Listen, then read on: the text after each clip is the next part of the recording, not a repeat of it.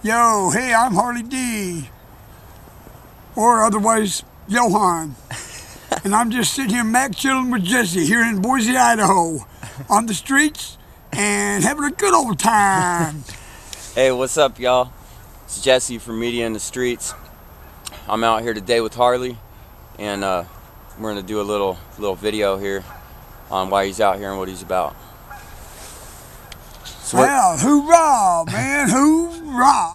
So, how you doing, Jesse? What's up, brother? Nothing much, man. Just chilling like a villain, brother. Why are you out here? What's your story? What's my story? Well, it's like this, brother. The reason I'm on the streets, to a point I kind of basically choose to be, you know? I mean, this may sound weird, man, but I like living on the streets. I know how to survive out here, you know? I mean, I've done it most of my life, brother. I mean, I'd give my left nut to be in an apartment, but then if you're in an apartment, you got to pay bills, electric, gas, water, whatever, you know, pay rent. Fuck, man, you know, I'm into all that, but I don't know, man. I just choose to be out here. It's not... You're out here for the freedom of it, then? Yeah, basically, yeah. The enjoyment of it? No rules, no responsibilities, just kind of live by... I wish that was a true story, man. Being out here on the streets, here in Boise, Idaho, we've got these things called police. Okay. BPD, Boise Police. How do you feel? Department. How do you feel about the Boise police? Do they harass you? Yeah, they know me real fucking well. Yeah. Real fucking well. They've known me for a lot of years. Why is it that you feel like they harass you? Because of me and my notoriety, brother. Okay. What you said you were in the military, so this man served our country. Can you tell us a little bit about that? Yeah, I mean, I never done any wartime. Okay. It was peacetime. All right. But I was 17 years old. I was in jail, for God's sakes, obscene phone calls. All right. And a few other different things. Nothing heinous or anything, but I was looking at going to like a juvenile prison. All right. Well, my probation officer broke a deal to me. He says, you can either go to St. Anthony, basically, you know, St. Anthony, not the work camp, but St. Anthony Juvenile Detention Center. Okay. Juvenile prison. That's here in Idaho. Yeah. He said, you can either go to St. Anthony for blah, blah, blah, for 3 or 4 or 5 years or so, until I turned 21. Okay. Is what it is. Or he says you can join the military. Okay, that's when they still were able to do that. Yeah. Because the military doesn't do that now. They used to be able to, if a guy got in trouble, he used to be able to join the military, like you're saying, in lieu of a sentence, so he could better himself. Yep. And become a constructive person. Right. Right. Yeah, that's been taken away now, from what I hear. Yeah. To a point. Now, So what's your daily walk life out here? Like, daily, what do you have to do to survive? You know, like, what is your daily deal? I'm going to be a smart ass for a second, and I'll tell you straight up, what is my daily deal that makes me live? Yeah, how do you survive out here? I mean, I do like everybody else. I breathe in and I breathe out and I eat and drink. Okay, that's the smart ass. How is my daily life out here? Yeah. It's like this, brother. I live la vida loca, man. So it's just one day at a time, whatever comes your way. If you don't know what la vida loca means, that's Spanish. Live la vida loca. In English is live the crazy life, brother. Yeah. Well, see, let's go back to the military real quick. All right. I don't tell many people, just good friends. Sure. Well, I'm going to tell you what I done while I was in there. I like telling certain people that I used to jump out of perfectly good at airplanes. Okay. I'm an ex-82nd Airborne Ranger. All right. U.S. Army. Okay. Hoorah. Hoorah. Do you miss it?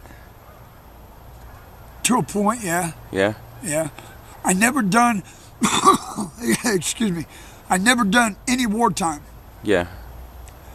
But you still jumped out of a perfectly good airplane. who motherfucking raw, baby. For our country. Yeah.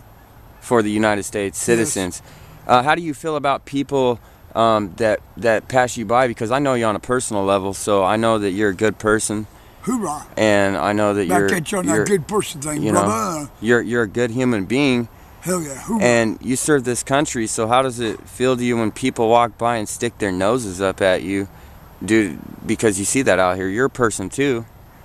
Yeah, that's right. And you're a good person. Well, the way it is, okay, man, I'm 25 years old. Ha, ha, ha. I'm actually 47 years old. Yeah. I have been on the streets and on my own since I was about 14 years old. Okay. Been a drug addict since 9. I've been a drug addict since I was 13, not as hardcore in my younger years. Yeah. And anyway, what was the question again? Well, pretty much, I mean, you see the people that are out here, and whether you panhandle, do you panhandle? Yes, I panhandle. I don't fly signs because I just don't fly signs. That's not your mojo. That's not how you get down. I panhandle. Hey, yo, bro, got a quarter? Got any spare change? Even a penny will help. Man, I get bills. I get all the change. This one dude, I was up at Albertsons. And I got 86 off of Albertson's property permanently. Hoorah! Yeah. I had Tesoro property permanently. Hoorah! Anyway, J-Mart. Anyway, and what was I talking about? About hoorah? No, what I was saying, brother, is basically what I'm trying to convey to the people out here is that a majority of the homeless people that are out here, when they're panhandling, it's another form of work. How I see it, it's honest. It's not stealing. Yeah, and I've done a lot of that. And yes, it's honest. And see, I don't go out to see how much money I get or blah, blah, blah. I go out, I panhandle for enough money for what I want or need at that time. If I need tobacco, I'll do it. If I need a beer, and that's what I usually do, panhandle for a beer. Okay. I'll go up and hey guys, spare change, hey guys, blah, blah, blah, blah, blah, blah. Yeah. Spare change, spare change. And this is one of my mojos, man, is, excuse me, you might just got any kind of spare change at all. Even a penny will help. Yeah. And there's a couple times where I've got just a penny. Thank you very much. We were talking earlier about, before this interview, about pay it forward. Well, what's your theory on that? Well, you know, I believe in paying it forward all the way. Yeah. You know, it's not that you are indebted to a person, but paying it forward is hoorah, baby, real good mojo, bro. What comes around goes around. You know, you do good to whomever, whatever, or however, good is going to come back at you tenfold, man. Who motherfucking raw. And I need all the good I can get, bro. I need good karma. Karma. Can you give me an example, one time that you paid it forward? One time that I paid it forward pretty much daily. Daily? Yeah, I mean, I'm always doing things for people. Sure. Whether it is loaning my bike to somebody. Yeah. Whether it is, this is going to sound maybe off the wall, but whether it is, you look good today. So even with a smile or a kind word? Anything, yeah. Anything. Because back to karma, what goes around comes around. What comes around goes around. I'll tell you why. Now tell me why. Hey, without going into specific detail, what do you think of the rails? Of the what? Riding the rails. Hoorah. Hoorah. We'll just keep it at that.